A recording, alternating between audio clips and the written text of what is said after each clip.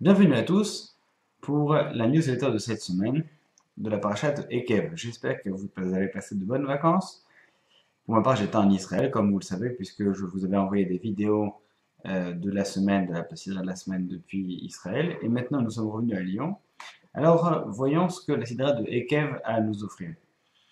Vous connaissez, pour ceux qui se souviennent de leur camp d'été ou qui se souviennent de leur colonie de vacances, cette phrase que nous disons dans le Birkat Amazon, Ve'achalta, ve'savarta, ou Ve'rachta et Hashem Elokecha asher al hatova asher tanach, al haaretz hatova asher tanach. Ce qui veut dire, Ve'achalta et tu mangeras, Ve'savarta et tu te rassasieras, ou Ve'rachta et tu béniras, et Hashem Elokecha, l'Éternel ton Dieu, al haaretz hatova, tu seras donc reconnaissant d'avoir reçu cette bonne terre, Asher Tanach, qu'il t'a donné.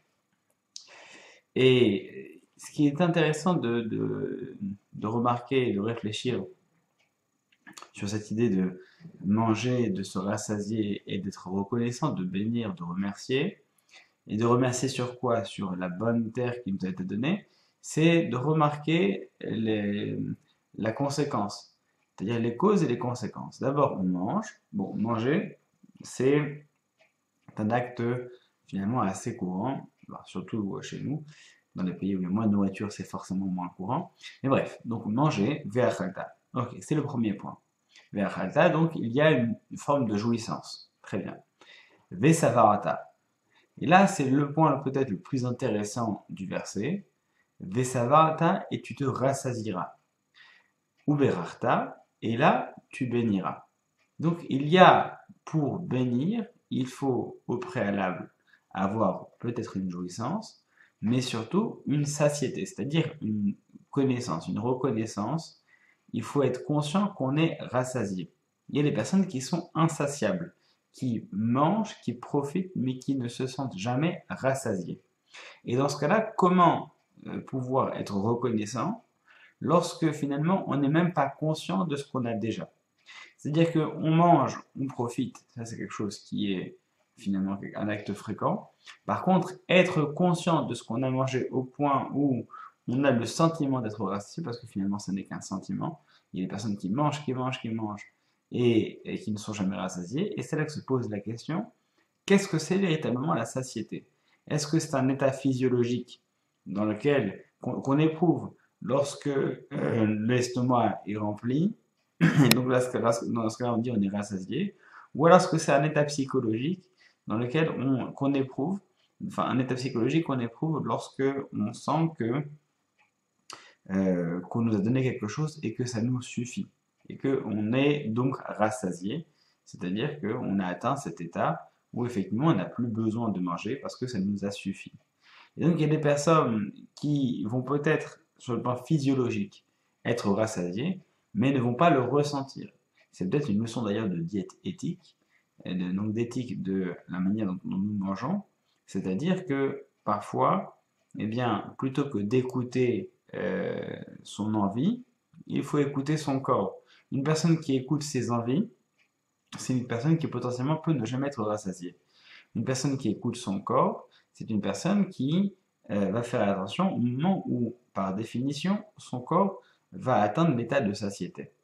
Et ensuite, Uverarta. Eh bien, en fonction de ces deux définitions, on va arriver à la troisième étape qui est l'idée de la reconnaissance et du remerciement.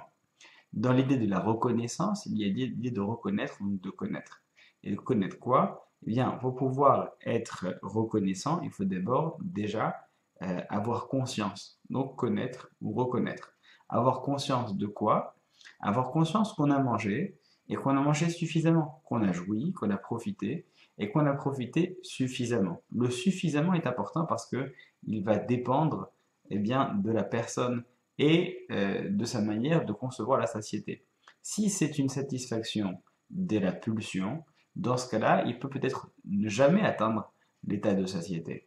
Et c'est pour ça, Uverachta, et donc cette idée de prendre conscience de cela pour pouvoir être reconnaissant, pour pouvoir remercier, eh bien cela va dépendre principalement de la manière qu'on va avoir d'interagir avec nos désirs et notre satiété, que ce soit dans l'ordre de la nourriture, du reste, ou des autres.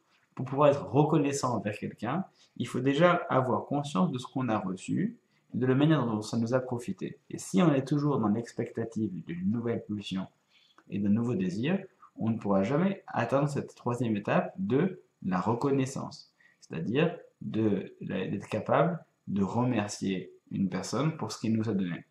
Et ça, c'est plus ou moins dangereux au niveau de la nourriture, mais ça le devient beaucoup plus au niveau des sentiments.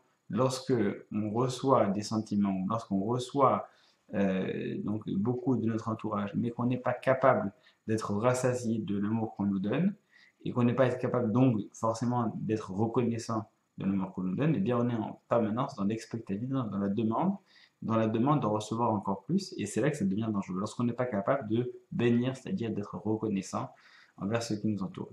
Et le dernier point qu'il faut ajouter, c'est Al-Hare Satova Hashem Tanakh, donc reconnaissance sur quoi? Sur la qualité, sur la bonne terre que Dieu te donnait. Eh bien, il y a un moment donné, l'idée de savoir que tout ce qu'on a mangé, ça nous vient d'un univers que Dieu a façonné pour nous et qu'il nous a donné et qui est bon pour nous, on a besoin de faire intervenir son jugement pour dire que c'est bon. Le bon ou le mauvais, c'est un jugement. An Harel, ça te va sur la bonne terre, c'est-à-dire que Dieu nous dit, et à un moment donné, lorsqu'on est capable de reconnaître, on est capable de juger. Et on doit être capable soi-même de juger pour être reconnaissant. Il faudrait que tu sois reconnaissant sur la bonne terre. Et il faut être capable de dire ce qui est bon de ce qui est mauvais. Eh bien, si on est toujours dans l'attente, on est toujours concentré sur soi, et on n'est pas capable eh bien, de voir ce qui est autour de nous, peut-être bon et mauvais. Là, pour avoir cet éveil de conscience qui nous permet d'être reconnaissant, il faut d'une part eh bien, être conscient de sa satiété, c'est-à-dire du fait que nos besoins ont été remplis, et d'autre part, savoir de quelle manière ces besoins ont été remplis. Ils ne se sont pas remplis tout seuls, cette nourriture n'est pas venue toute seule d'elle-même, elle est venue d'un endroit, et donc tous les facteurs, tous les acteurs de ma satiété doivent être remerciés pour cela, et je dois donc juger de leur qualité pour pouvoir les remercier correctement. C'est pour ça que tu béniras sur la bonne terre que Dieu t'a donnée. Et dans la bonne terre que Dieu t'a donnée, il y a remercier Dieu pour la terre qu'il t'a donnée et être conscient que la terre est bonne puisqu'elle t'a permis d'arriver à cette état de société qui te permettra de remercier Dieu pour celle-ci.